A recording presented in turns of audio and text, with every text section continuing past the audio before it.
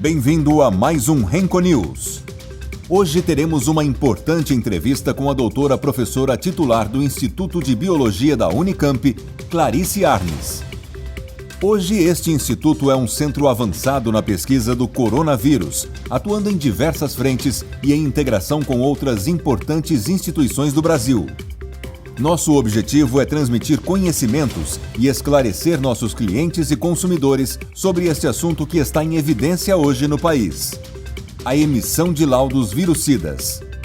Somos uma empresa antenada com as necessidades de gestores de limpeza e da saúde em todo o território nacional.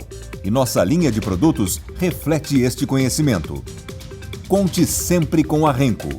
Olá, meu nome é Ana Trabalho. Sou responsável pelo desenvolvimento técnico das empresas Bralimp Equipamentos e Renco Químicos.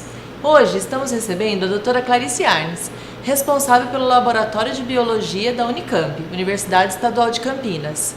Boa tarde, doutora. Oi, tudo bem? Tudo bem? Eu gostaria que a senhora contasse pra gente um pouquinho sobre o currículo da senhora e a experiência com as epidemias. Então, eu sou virologista, já trabalho com virologia há mais de 30 anos, já orientei em virologia em torno de 30 doutores e uns 15, 20 mestrandos. A gente dá aula de microbiologia aqui em geral, a gente dá aula de virologia tanto para medicina, biologia, enfermagem, engenharia de alimentos, farmácia, etc.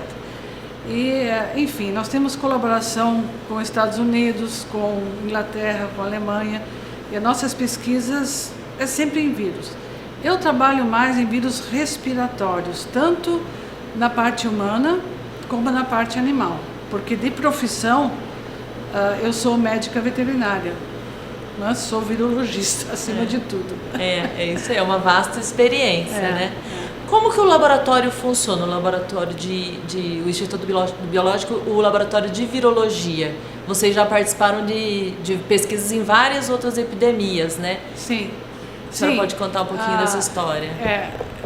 Na verdade, há 3 anos atrás, nós tivemos a força-tarefa do vírus Zika. E eu fui a coordenadora aqui na Unicamp naquela época. Bom, nós começamos a fazer todos os trabalhos nesse laboratório, que esse laboratório ele é um laboratório de nível segurança 2, e nós temos, é um laboratório bastante completo, eu diria. Nós temos praticamente tudo que um laboratório de virologia precisa. Uma pergunta que veio até dos nossos clientes, que a Unicamp foi referência nos testes rápidos, né? Foi a primeira universidade a fabricar o teste rápido agora do Covid-19. A senhora pode contar um pouquinho sobre esse momento? Então, a gente faz parte de um grande grupo de virologistas e imunologistas, infectologistas do Ministério de Ciência e Tecnologia. E aí nós fizemos nosso primeiro encontro em fevereiro lá. E a partir desse encontro nós decidimos quem iria começar a produzir o vírus, o Covid, para depois passar para os outros laboratórios. Então, quem começou a produzir esse vírus foi o pessoal da USP. Sim. E por que lá? Porque lá já tinha também experiência, e lá tem um laboratório de nível segurança 3. Para trabalhar com Covid, você tem que ter uma segurança maior ainda. Tá? Para manipular o vírus. Para manipular o vírus. E a partir daí, isso veio para cá. E para cá, nós temos um laboratório aqui no 3º andar, que é um laboratório de biossegurança 3. E nós trabalhamos com ele lá. Sim. E aí, lá nós desenvolvemos o teste, que é um teste de PCR, que a gente faz uma rotina aqui também nesse laboratório. E com a experiência que nós já temos, tanto o meu laboratório como o do professor Modena, que fica lá em cima, no 3º andar, para nós não foi tão difícil. O chato é trabalhar com o vírus de biossegurança, que você tem que ter todos os cuidados, você tem que ter todos os EPIs, todas as roupas especiais, etc. Para não se contaminar, né, doutora? E aí o que aconteceu? Depois que a gente realizou os testes preliminares aqui no Instituto de Biologia, isso foi para o hospital da Unicamp, no HC.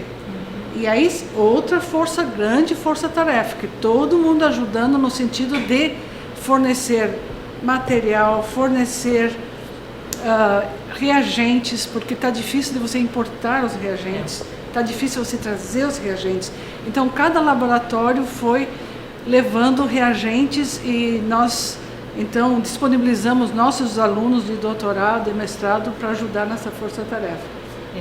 E essa resposta teve que vir muito rápido, né? Porque a epidemia já estava, a pandemia já estava instalada. E hoje a Unicamp é um dos laboratórios lá no HC que também pode fazer os testes. Ela foi então padronizada segundo o Adolfo Lutz. Tá?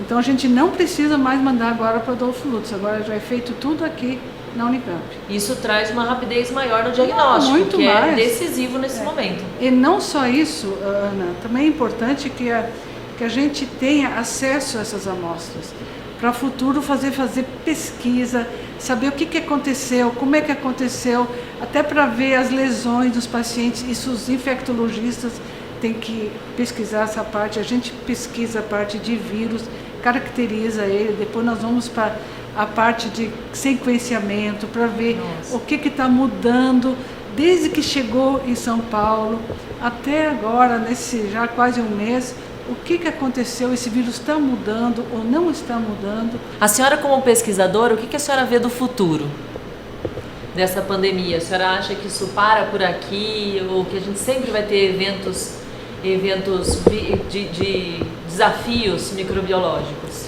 Nós vamos ter sempre. Eu acho que o que está nos ensinando, eu digo nós ensinando em termos de Brasil, em termos dessa universidade, em termos desse estado, etc., é a gente se preparar cada vez melhor. Nós somos muito bons em fazer pesquisa, somos mesmo, a gente equipara com os melhores cabeças aí fora, nós somos muito bem preparados, mas a gente não tem o preparo para agir rapidamente num diagnóstico, numa vacina, porque isso também não é tarefa da universidade. Isso já é tarefa do Instituto Butantan, ou então do Adolfo Lutz, etc, etc. Mas eu acredito que isso vai também ajudar muito os nossos alunos que estão por aqui, porque é muito difícil você ter emprego para eles. Eles têm que montar microempresas, eles têm que trazer mais reagentes feitos por nós aqui no Brasil, né? Matéria-prima nós não podemos mais depender tanto do exterior. Eu acho que essa é a grande lição que eu vejo para essa pandemia. E talvez isso incentive a iniciativa privada a trabalhar em conjunto com a universidade, né? Porque a gente vê excelentes pesquisas que acabam ficando na universidade e não tem o apoio da empresa, né? Corretíssimo. Mas eu vejo que tudo isso que está acontecendo agora, eu vejo que isso vai nos ajudar demais. Eu acho que o Brasil vai crescer com isso. O Brasil vai ver que tem que melhorar a saúde. O Brasil vai ter que ver que tem que incentivar mais microempresas. Tudo isso não pode ser. Para a gente, enquanto indústria química, a gente vê que cada vez a gente tem que estar mais tecnológico, né? Mais técnico, os nossos produtos mais inteligentes. É por isso que a gente vem buscar sempre o apoio da universidade. De onde a gente saiu, de onde saíram as nossas experiências também, e a gente, enquanto indústria química, quer sempre estar melhorando isso. E assim, pelo que a senhora estudou as características do vírus do coronavírus, né? O tempo dele de permanência na superfície, a importância da gente ter uma certificação, da gente ter um produto com laudo de eficácia para esse vírus, porque ele é muito novo, a ciência ainda está estudando muito até a farmacologia, de como ele vai responder aos remédios, né? Qual que é a importância da empresa privada, da indústria, colocar no mercado um produto certificado?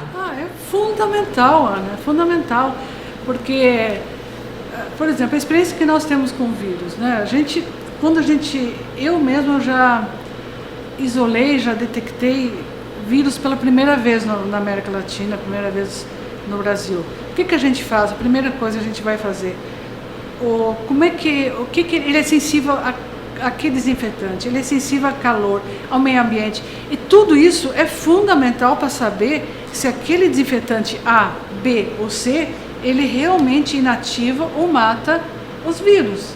E não adianta a gente achar assim, o desinfetante A, ele é um bactericida, é um bacterostático, mas virucida e virostático é diferente, tem que ser feito esse teste.